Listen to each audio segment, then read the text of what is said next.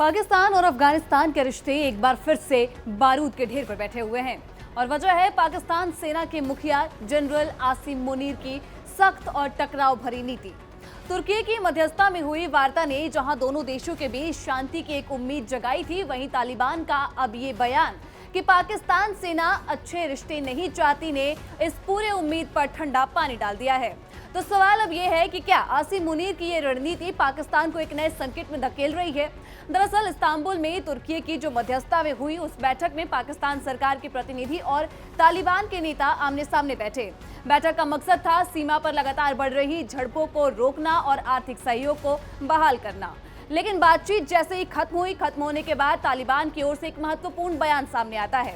तालिबान के प्रवक्ता जबीउल्लाह मुजाहिद ने जो कहा उसने पूरे समीकरण को ही बदल दिया। मुजाहिद ने कहा कि पाकिस्तान की सरकार तो अफगानिस्तान के साथ द्विपक्षीय हितों वाला समझौता करना चाहती है, लेकिन जो वहां की सेना है इसकी अनुमति नहीं दे रही है। पाकिस्तानी सेना अफगानिस्तान के साथ अच्छे रिश्तों की इच्छुक नहीं है, इसीलिए दोनों देशों की जो वार्ता है वो विफल रही है। टोलो न्यूज से बात करते हुए उन्होंने कहा कि पाकिस्तानी सेना अफगानिस्तान और साथ ही पाकिस्तान के रिश्ते को लगातार बिगाड़ने की कोशिश में लगी हुई है, क्योंकि जिस समय पाकिस्तान सरकार के विशेष दूत सादिक खान वार्ता के लिए यानी बातचीत के लिए काबुल में थे, उसी समय पाकिस्तानी सेना अफगानिस्तान पर हमले करके माहौल बिगाड़ रही थी। मुजाहिद ने यह भी कहा कि डूरन लाइन पर बने रास्तों को पाकिस्तान के द्वारा बंद कर दिए जाने से दोनों देशों के बीच जो व्यापार है वो रुक गया है और दोनों देशों को नुकसान इसका हो रहा है।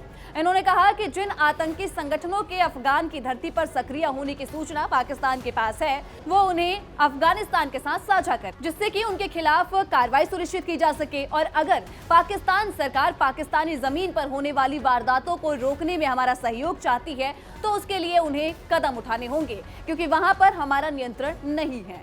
तालिबान सरकार अफगानिस्तान में किसी को भी पाकिस्तान विरोधी गतिविधि की इजाजत नहीं देगी। वहीं खामा की अगर बात करें तो खामा प्रेस की रिपोर्ट में यह कहा गया कि इस्तांबुल वार्ता ने अस्थायी रूप से तनाव कम किया है, लेकिन फिर भी दोनों देशों के बीच जो अविश्वास और साथ ही भ्रम की स्थिति है वो अब भी बनी हुई है। इसी के चलते पाकिस्तान और अफगानिस्तान के बीच कोई भी स्पष्ट समझौता नहीं हो सका है।